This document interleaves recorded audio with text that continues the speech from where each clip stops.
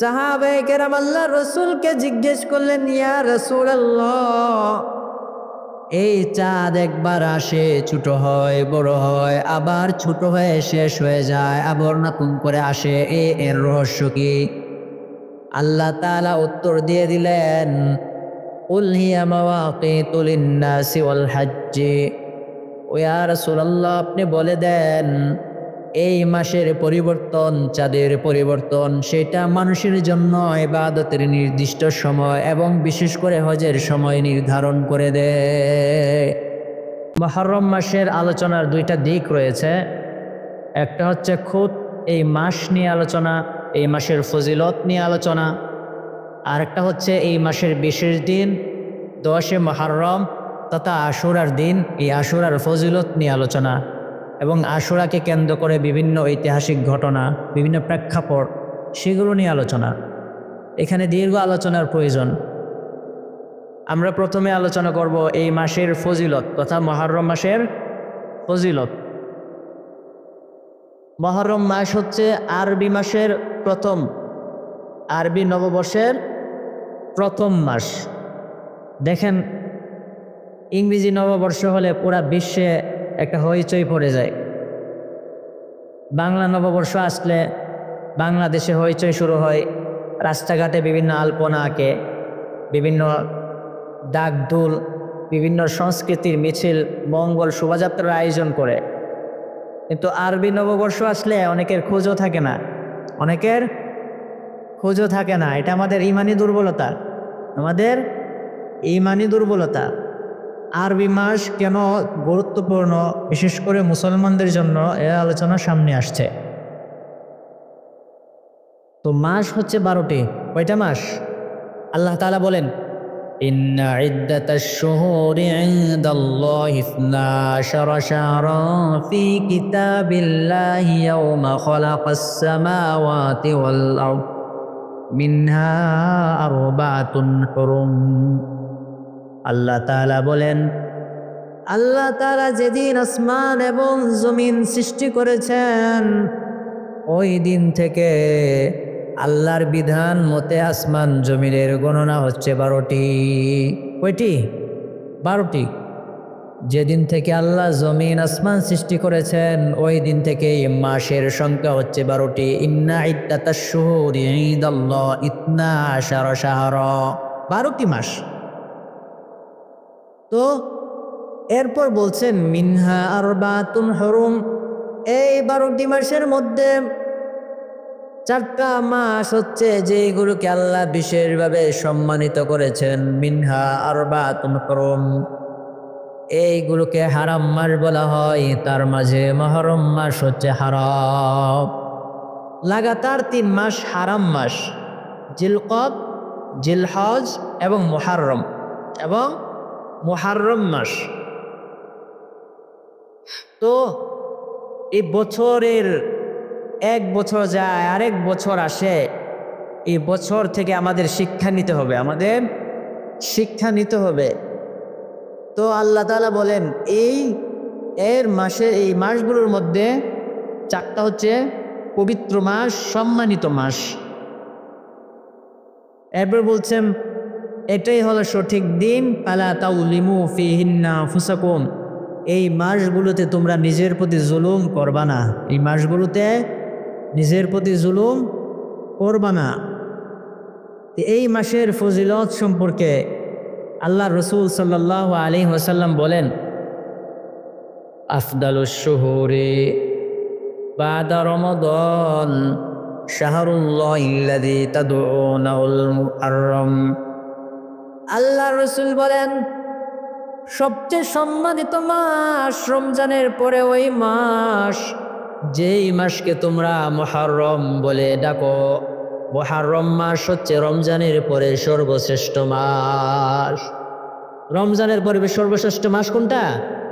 মুহররম মাস। আল্লাহ রসুল সাল্লাল্লাহু আলাইহি ওয়াসাল্লাম বলে দিয়েছেন। তো এই মাস থেকে আরবি মাসের গণনা শুরু হয়। সেই অনুযায়ী মুহররম মাস হচ্ছে আরবি নববর্ষের প্রথম মাস, আরবি নববর্ষের প্রথম মাস। এখন আরবি মাসকে আমরা কেন গণনা করব? আরবি মাসের তারিখ কেন গণনা করব? মাস কখন ঢুকবে কেন না গণনা করব?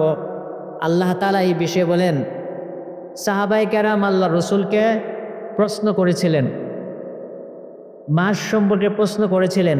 আল্লাহ তাআলা পরবর্তীতে কোরআনের আয়াত নাজিল করে দিয়েছেন, ইয়াসআলুনাকা আনিল্লাহিল্লাহ কুল হিয়া মাওয়াকিতু লিন-নাসি ওয়া লিল-হাজ্জি।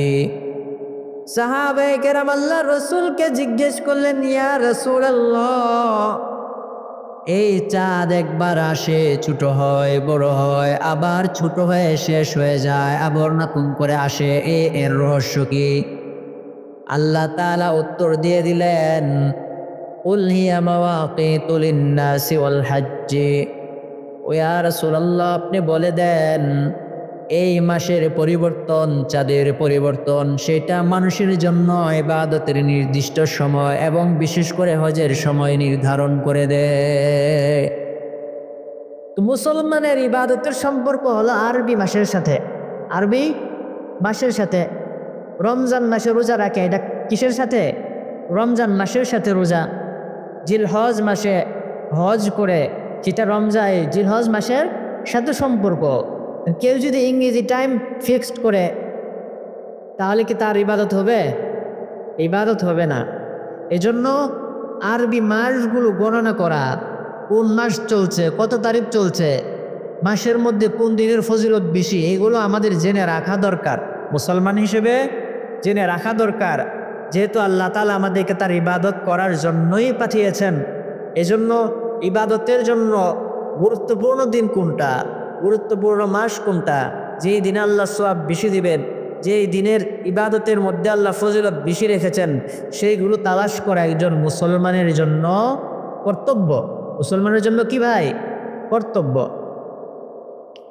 তো এই আয়াত থেকে বোঝা যায় মাসের গণনা করা, মাস নিয়ে ব্যস্ত থাকা, আরবি মাসকে কেন্দ্র করে আরবি মাসের মাস গণনা, দিন গণনা, ফজিলতের দিনগুলো জেনে রাখাটা আবশ্যক। জেনে রাখাটা কি প্রত্যেক মুসলমানের জন্য আবশ্যক। এখন এই যে বছর, দিন একের পর এক দিন যায়, এটা আল্লাহ তাআলার একটা নিদর্শন। আল্লাহ তাআলার কি নিদর্শন? ইন্না ফি খালকিস সামাওয়াতি ওয়াল আরদি ওয়া ইখতিলাফিল লাইলি ওয়ান নাহারি লাআয়াতিল লিউলিল আলবাব। আল্লাহ তাআলা বলেন, আসমান জমিনের সৃষ্টি এবং রাত দিনের পরিবর্তন, এর মাঝে আল্লাহ জ্ঞানী লোকদের জন্য নিদর্শন রেখে দিয়েছেন।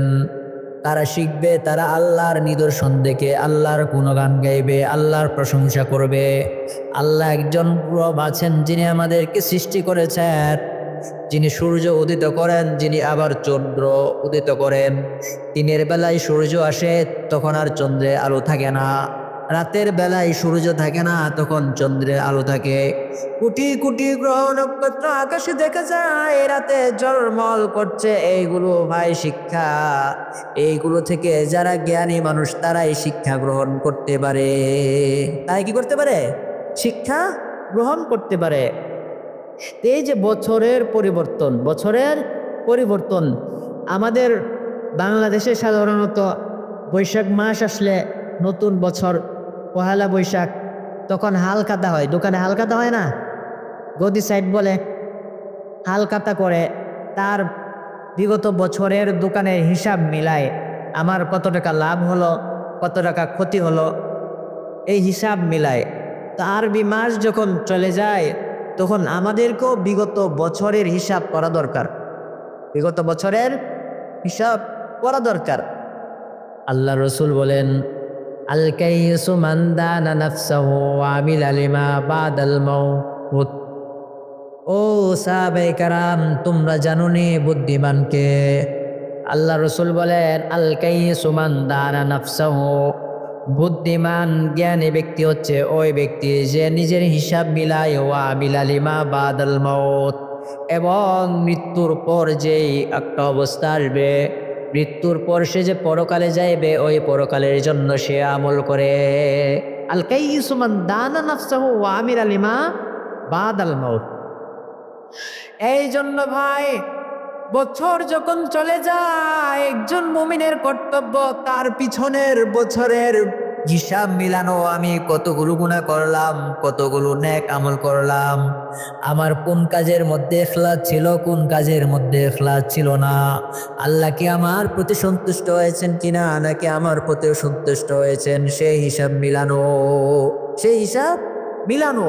কারণ দুনিয়াতে মানুষ দোকানে হিসাব মিলায়, তার যদি লস হয়ে যায় তাহলে আগামী বছর থেকে আরো সতর্ক হয়ে চলতে হবে। দোকানের মাল বিক্রি করার ক্ষেত্রে আরো কৌশল অবলম্বন করতে হবে, যেন কোনোভাবে আমার দোকানে লস না আসে, আমি যেন কোনোভাবে খাস্তা না খাই। এই জন্য ভাই পরিকল্পনা করে আপনিও ভাই মুমিন পিছনের হিসাব মিলাবেন। গত বছর আমি কতগুলো ইবাদত করলাম, আমার কতগুলো নামাজ ছুটে গেল, কতগুলো নামাজ পড়লাম, যে নামাজগুলো ছুটে গিয়েছে সেইগুলো কাজা করা। আমি যদি রমজান মাসের রোজা না রেখে থাকি তাহলে ওই রোজাগুলো কাজা করা। ও ভাই, এইভাবে চিন্তা করে করে নিজের জীবনের আমলের হিসাব মিলান, আর না হয় ভাই আসরের মাঠে ধরা খেয়ে যাবেন। এই জন্য নতুন বছর এসে আমাদেরকে এই বার্তা দেয়, নতুন বছর এসে আমাদেরকে এই বার্তা দেয়, তোমার পিছনের পিছনের তোমার হিসাব মিলাও, তোমার আমল ভালো নাকি তোমার আমল খারাপ, তোমার আমল ভালো নাকি তোমার আমল খারাপ। বাগদাদের মাঝে ভাই 10 জন এমন আল্লাহর ওলি ছিলেন,